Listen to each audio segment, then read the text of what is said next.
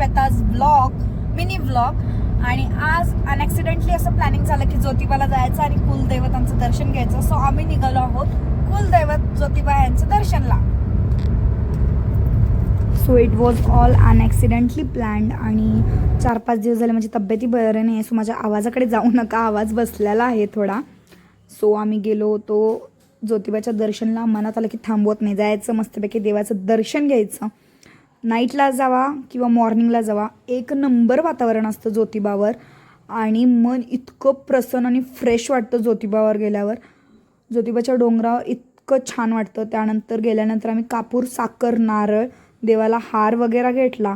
मंदिरात एंटर केलो, पालखीचं त्यांनी दर्शन घेतलं. आणि सोमवार होता आणि एकादश होती. सो विठ्ठलाच्या रूपामध्ये ज्योतिबाचं दर्शन झालं. त्यानंतरनं सोमवार होता, गर्दी नव्हती आणि शांतपणे दर्शनही झालं. त्यानंतर आजूबाजूचे जे काही छोटे मंदिर होते, शनिदेव, कालभैरव, महादेवाचं मंदिर, आजूबाजूच्या ज्योतिबावर गडावर जिथं जे मंदिर आहे तिथं आम्ही दर्शन घेतलं. And you can watch now.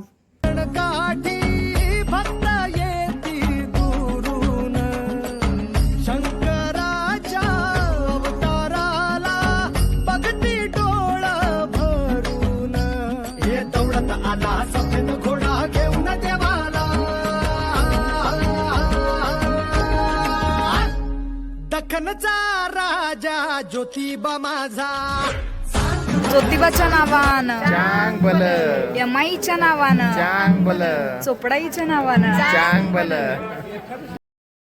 So परत जाताना असं ठरलं की डिनरला थांबूया. आणि we was also new to this hotel Balaji इथे थांबलो होतो. फ्रंट ॲम्बियन्स खूप छान होता आणि जेवण खूप टेस्टी होतं. And it was all affordable.